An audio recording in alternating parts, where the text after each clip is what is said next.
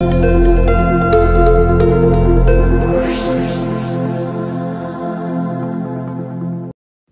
chers compatriotes, demain 4 avril 2025, nous célébrerons ensemble le 65e anniversaire de l'accession de notre pays à la souveraineté internationale. À toutes et à tous, j'adresse mes chaleureuses félicitations. En ce moment de communion nationale, j'ai une pensée émue pour tous les djambars tombés au champ d'honneur et pour tous les êtres chers qui nous ont quittés. Je compatis également au nom de toute la nation à la souffrance de tous ceux qui luttent contre la maladie ou qui traversent des moments difficiles. Cette année encore, la fête de l'indépendance se déroule sous le signe de la communion spirituelle, en plein carême chrétien et au lendemain de la fin du mois béni du Ramadan. Ces moments d'intense ferveur spirituelle et de grâce nous rappellent que la foi est notre plus belle richesse et qu'elle alimente au quotidien notre capacité exceptionnelle à vivre ensemble dans la fraternité, l'harmonie et la diversité. Rendons grâce au Tout-Puissant pour cette heureuse coïncidence et prions ensemble pour qu'il agrée nos dévotions et continue de veiller sur le peuple sénégalais. Face aux défis des temps, les valeurs héritées de nos aînés nous invitent à toujours unir nos forces dans les moments cruciaux de notre histoire.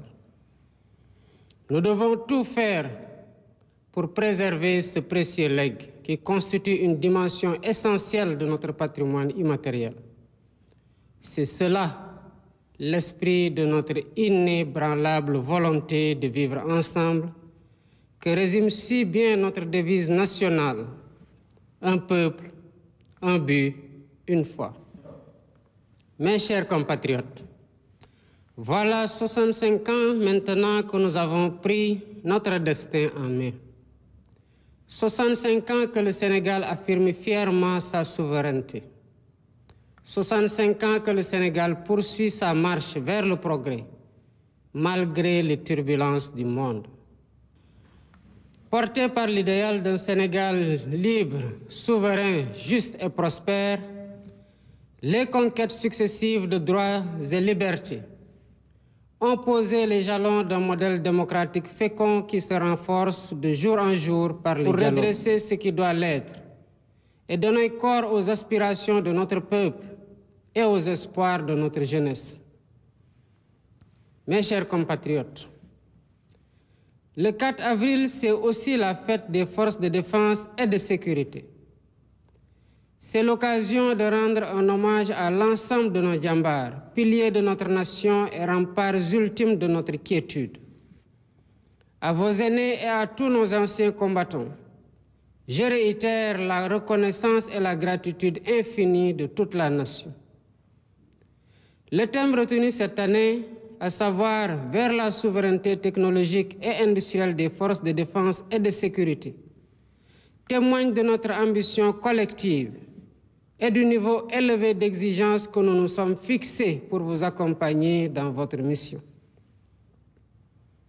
Chers membres des forces de défense et de sécurité, hommes et femmes de devoir, vous êtes les garants de notre paix et les protecteurs infatigables de notre souveraineté. Vous incarnez avec honneur et abnégation l'essence même du concept armée-nation. Votre présence quotidienne auprès des populations, votre engagement actif pour la sécurité nationale, la lutte contre les catastrophes naturelles et la préservation de nos ressources stratégiques font du Sénégal une nation armée pour mieux prendre en charge son destin. À cet effet, la modernisation technologique et industrielle des moyens logistiques et matériels de nos forces de défense et de sécurité, essentielle à notre souveraineté et à notre sécurité collective, est inscrite au cœur de nos priorités.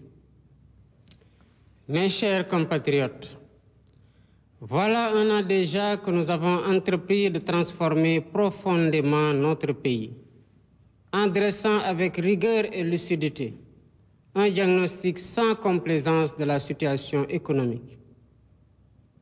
Même si la situation actuelle révèle Même si la situation actuelle révèle des défis encore plus grands que nous devons relever, le devoir de vérité constitue le socle de la rupture systémique que nous avons engagée avec détermination et responsabilité. D'ores et déjà, le gouvernement s'est résolument engagé dans un vaste chantier de réformes. Elle vise l'optimisation des finances locales, une politique budgétaire transparente, la rationalisation des dépenses et la gestion efficiente de la dette pour préserver la viabilité des finances publiques. Mes chers compatriotes, d'importants efforts ont été consentis pour apurer, pour une période de 4 années, les arriérés dus aux opérateurs agréés pour les semences et pour le matériel agricole pour plus de 80 milliards de francs CFA. Sur un montant de 113 milliards constaté à la fin 2024, une somme de 70 milliards a été décaissée à la fin du mois de mars 2025. Il en est de même du secteur des BTP, où des paiements sur des arriérés de 62 milliards ont été effectués et un montant de 66 milliards est prévu dans la loi de finances initiale 2025. Enfin, l'appurement des rappels, loin d'être exhaustif, a atteint 19 milliards de francs CFA à la fin du mois de mars 2025 pour un effectif bénéficiaire de 9 479 enseignants. Il s'y ajoute des mises en solde concernant 1198 maîtres et professeurs contractuels pour un impact budgétaire annuel de 5 milliards 79. Pour renforcer et soutenir activement l'autonomisation économique des femmes, la phase 2 du programme PAVI de la DER, avec une dotation d'un montant de 107 milliards, sera lancée dans les prochains jours. Elle sera couplée à un vaste programme innovant de 3 000 fermes intégrées sur une superficie globale de 15 000 hectares, réparties sur l'ensemble du territoire et associant agriculture et élevage. Ainsi, dès cette année 2025, nous lancerons le programme innovant des coopératives agricoles communautaires, structure destinée à renforcer les capacités de production des agriculteurs et éleveurs, notamment des jeunes et des femmes, et à favoriser leur accès au marché. Ces avancées réalisées malgré les contraintes budgétaires sont le socle de perspectives ambitieuses. Mes chers compatriotes, dans ce contexte marqué par la rareté des ressources, seule la discipline budgétaire, qui n'est pas négociable, nous permettra d'engager avec confiance le redressement indispensable de nos comptes publics. Le basculement intégral très prochain dans le système intégré de gestion de l'information financière permettra également de renforcer l'intégrité des opérations budgétaires et financières et le suivi strict du patrimoine de l'État. Cette stratégie se traduit par nos efforts constants pour alléger concrètement le coût de la vie, avec la baisse continue des prix des denrées de première nécessité, tout en préservant la qualité de vie des Sénégalais en matière de santé et d'environnement. Ces baisses, comme je l'avais annoncé récemment, se poursuivront par la grâce de Dieu. Avec l'entrée récente de notre pays dans l'ère de la production pétrolière et gazière, nous veillerons à ce que les ressources stratégiques soient exploitées dans la transparence et le respect absolu de l'environnement pour le bénéfice du peuple sénégalais. Dans le cadre de la réappropriation de nos ressources, le processus de renégociation des contrats suit son cours normal.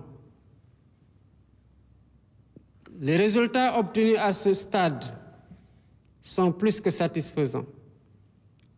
Ils seront communiqués à temps opportun au peuple sénégalais. Conscient de la priorité de l'accès universel à l'eau, nous avons engagé la réalisation de la phase 2 des forages ruraux et lancé les études de faisabilité du grand transfert d'eau. Ce dernier projet, très structurant comme les autres, portant sur les autoroutes de l'eau, contribuera à la sécurisation de l'approvisionnement en eau potable pour près de 15 millions de Sénégalais. Dans la même dynamique, nous accélérons les projets sur l'électrification rurale pour l'atteinte rapide de l'accès universel à l'électricité. Pour ce faire, nous veillons rigoureusement à la bonne exécution des chantiers, afin que les délais soient respectés et les coûts maîtrisés, notamment grâce à la renégociation de contrats majeurs permettant l'électrification d'environ 2740 localités supplémentaires. S'agissant du foncier, il a fait l'objet d'un audit inédit ayant conduit à des mesures correctives qui sont en cours de mise en œuvre. Désormais, la gestion du patrimoine foncier se fait avec rigueur, transparence et responsabilité, mettant ainsi progressivement un terme aux pratiques de bradage des terres, tout en garantissant une répartition juste et équitable des ressources nationales. Cette dynamique sera poursuivie avec la relance des concertations sur la délicate, mais nécessaire et inéluctable réforme foncière. Mes chers compatriotes, les efforts déployés pour la mise en œuvre des accords de paix en Casamance sont le témoin de notre attachement à notre vivre ensemble, à notre fraternité restaurée et à l'unité profonde de la nation sénégalaise. Avec le plan Diomaye pour la Casamance, nous avons engagé un processus irréversible de réconciliation et de retour digne des populations déplacées. Notre vivre ensemble fondé sur des valeurs cardinales constitue notre trésor commun.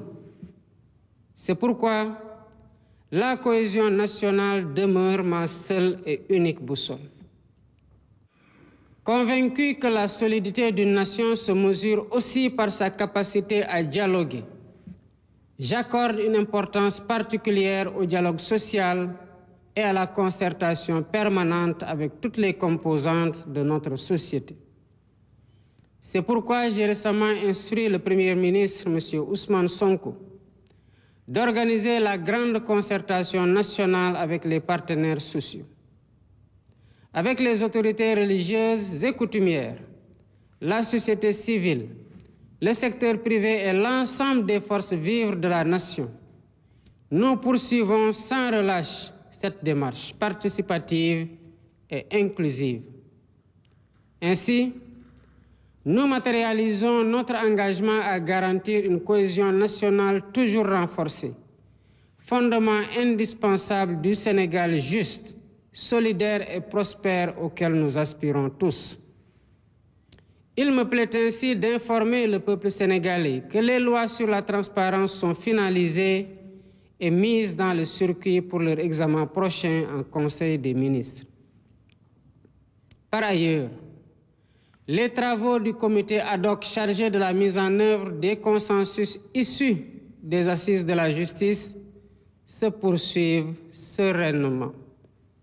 À ce jour, le projet de loi organique relatif à la Cour constitutionnelle, le projet de révision de la Constitution, le projet de loi organique relatif au Conseil supérieur de la magistrature, ainsi que les décrets d'application y afférents, ont été finalisés et transmis pour validation.